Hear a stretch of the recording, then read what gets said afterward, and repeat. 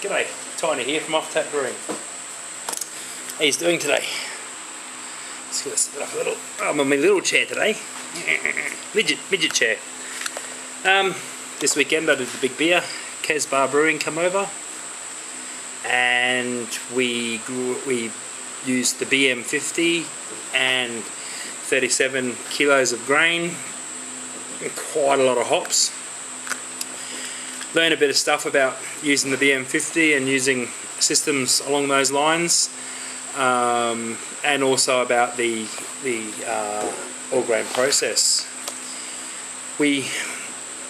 I'll jump straight into it, the information part of it before I forget.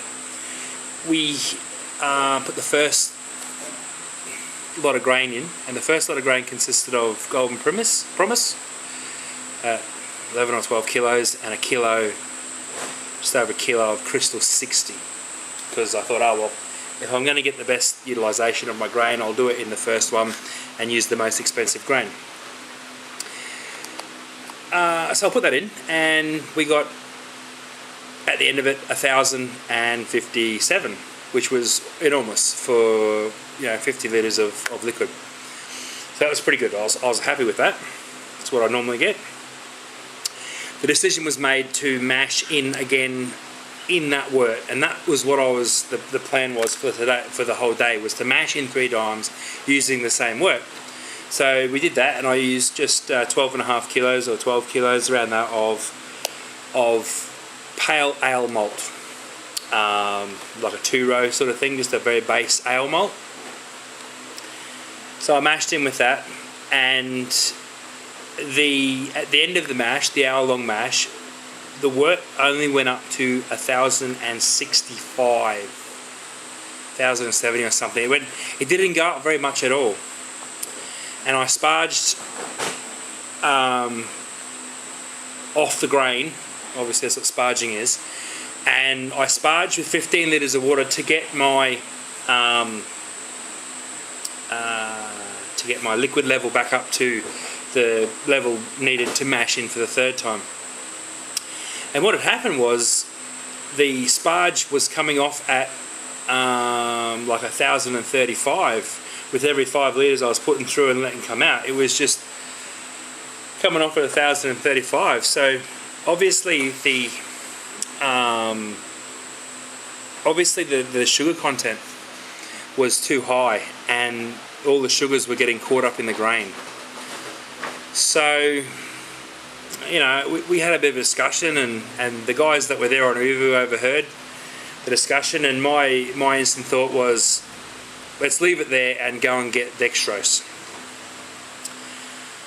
Just so happens that Justin from Casbah Brewing had brought over a barley wine which he purchased on the internet, and on the side of that bottle it said a 4-hour boil to produce that high in alcohol. So we discussed it around and that, and I thought, well, alright, a 4-hour boil, no worries.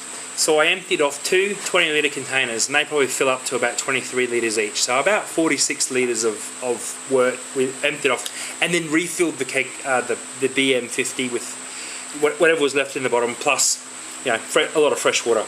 And we mashed in again, and then we got a high reading off that as well. So then it was up to the boil, and we simply boiled for like 6 hours. We had to boil off. We had to bring that plus the 2 23-litre cubes back down to 50 litres or whatever, or 55 litres, or the first little mark on the pole thingy, before we started the actual boil for the hop additions. So we put it on to boil, and being an electric system, it took us a sweet ass time getting up to temperature, because it was we filled it to the top. And if you guys have seen it on Facebook, you've seen the BM50 with the right up the top. Well, we filled it at the top, and then when it went down, I poured 1 cube in, which filled it up to the top again, and then it boiled down, and then we put another one in, and then it boiled down, and then we got lots drunk, and Casbah had to go home and I had to go to bed because I had some of Kesbar's rum and it was really strong and it put me to sleep. And yeah, thanks Kesbar. Hey, tell someone it's 55% after they've like, nah, come on man, just fill it, just pour heaps in. Yeah, once they start drinking it, tell them it's 55%. That was information I needed before. Cheers. I'm getting dry. Okay, so he went home, and then because Kate was doing night shift that night, she agreed to pick him up in the morning about 8 o'clock. I got up at 7 and put the ramp back on, and it was at 47 degrees. It cooled overnight down to about 47 degrees, so it took its sweet ass time to get back up to the boil again, and then it boiled. And then we had to boil it down and down and down and down. Got it to the level I want. Kesbar had to go home again because it was like a 2-day brew for one brew.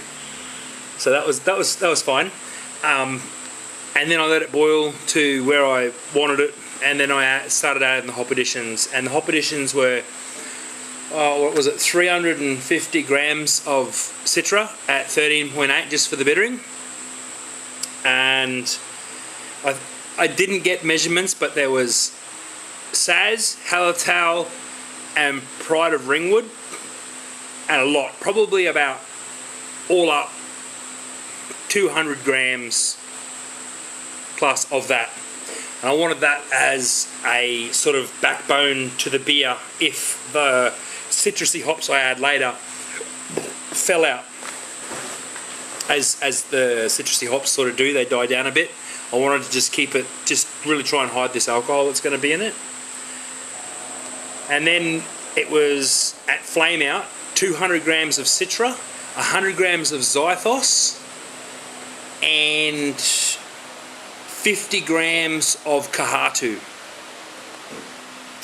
That was at flame out. I whirlpooled and then strained off. I got 2 cubes of liquid out of it because I didn't use a hop bag or anything because there was just too much hop matter.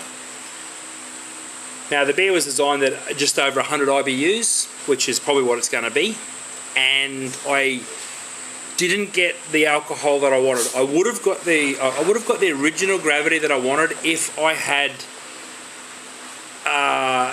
known what I know now. I would have done 3 separate mashes and then boiled 2 off. So I boiled off 100 litres. So I would have mashed in and then boiled the whole next day. Or even left boiling overnight or something, you know, like that's probably the only way you're going to get that much sugar in there without compromising efficiency with your grain conversion, all that sort of stuff. Sorry, this is a rambling video, but we learn a lot doing this. Not rambling video, a long video. It's up to 8 minutes. Now the colour of this, the colour of it at the moment is a ruby red. It has got, my mistake, the last hop edition, the last grain edition was pale ale and crystal again, so there's 2 kilos of crystal in this. It is ruby red, and what was dribbling down the side when it dried up like extract. It was just amazing, like drips of extract coming off it. Oh, I've never seen anything like it. It's so thick, it's so rich in sugar. It tastes phenomenal. It tastes absolutely phenomenal. It's so sweet. But I think it's only, I'll get another reading. I'm going to ferment it this weekend. I'll put it on to ferment this weekend. I'll get another reading, but I think it's about 1,100. So looking at a 12-13% beer with no dextrose, with just straight grain, just all grain, high gravity beer, and the colour is absolutely amazing. The smell is amazing. I spent a fortune on this beer, so you guys that won the competition, and Matt Gapinski, I'm sorry that you gave it away, but you know, probably getting the beer into America is going to be a bit hard. So cheers for that, mate. I'll do something else for you. Hey Katie, might send Matt Gapinski a drink mob. Absolutely, she said. There you go. You come up with a logo for a very simple logo for your Mad Bomber Brewery, and I'll get you a drink, my friend. for what you did. Okay. Now, I was going to use a USO5 to bring the yeast, to bring it down, just to bring it down as far as the USO5 would handle bringing it down, because our prediction was it was going to be a 19% beer. Would have been if we knew what we knew. And we had a week to boil. But we were just going to use the USO5, just 2 packets of USO5, or 1 packet rehydrated in some malt extract, just with yeast nutrient, all that sort of stuff in it. And just make a big ass yeast starter, pour that in, and then just let it die. Let it ferment out to die. So probably drop it down to ABV of about 9, 10, 11. And then that would die. And then I would make a starter with using SN9 wine yeast, and then hit that in there, because SN9 is rated for very high levels of CO2 and very high levels of alcohol, like 18-19% this yeast will ferment out to, with very little esters and residual flavours. Very clean yeast. From my research. When I say research, I mean the pamphlet I was given, and let Kate read, and then she told me. Very highly researched this. This research was handed around. She's in the kitchen laughing because it's true. So yeah, that'll be going on this weekend. So there'll be a part 2, I suppose, to this, or there'll be an update on the fermentation process, and I'll also update via Facebook or any other medium the exact original gravity that I'm starting with, and that sort of stuff. So we know what we're dealing with. Yeah, so that's what we learnt this weekend. Amazing process to get a high gravity beer. I'd like to do it again, not in the near future, but sometime down the track when I've got time, because I've just sold out of all my stock. Off Tap Brewing just sold all his stocks, and he's now got a brew for his business. So yeah, I'll just brew my ass off, brew my bum off, just for that. And then plus I've got to keep up my personal stocks as well. I've got to keep the 3%ers coming, you know, keep the kidneys happy. They love it. Promo. Promo. Oh, I'm supposed to be using it. This is my $3,500 pool table I'm sitting on. Okay, yeah, so if any of you guys have any questions about what we did, and if I didn't explain it well enough and you need another video, because I'm not going to sit down and type out the whole day, that's not going to happen. If you need, hey? Now, if you need any more information, maybe go back and watch this video twice. It's been a long one. Casbah Brewing might do an update on it. If I've missed anything, he might be able to explain things a bit better. But I do really have to say thank you to all the people that dropped into JTV and were chatting and talking away and all that sort of stuff, and dropping in to see how it was going. I apologise for not being in front of the camera all day, but brew days are hectic, plus I had to cook a barbecue, plus I was learning how to make beef jerky. Jerky and beer. Cheers, Casbah. Thanks a lot, man. That is just, you know, he helped me out a lot this weekend. But he's getting a lot of shout outs, and he got a lot of beer too, so he did it right. We drank his mango beer too, so yeah. There's a review coming up on that. I've got a bottle in the fridge. I'm doing a beer review on the mango beer.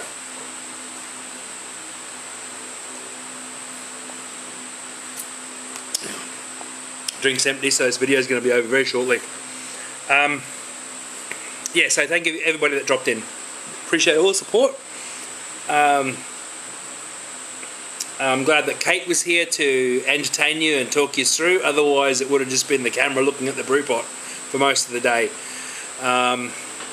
But hopefully you all understand what all grain brewing is about, and how, you know, I can't carry the laptop around to the grain mill and then bring it out to the grain store, and then, yeah, alright, enough of that bullshit.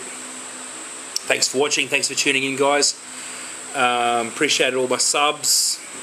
All the people that comment on my videos. Pat's fan. I do not know the difference between stout and porter. I think they're the same, to be honest. I'll call it a dove and a pigeon. Two different birds which are exactly the same. Who else? We had a lot of people drop in, so it was a good day. It was a good day. Yeah, Kate's reading them off, but it's a 15-minute video already. I hate doing long videos. I mean, it's a lot of time for me to ask you people to sit and watch my ugly mug. Happy Homebrew Wednesday, all that crap. If I haven't said it already, I don't think I have. I'm gonna edit.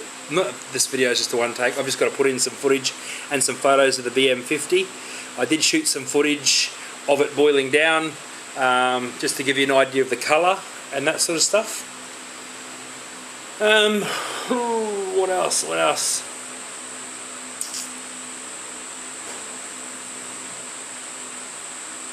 Not much.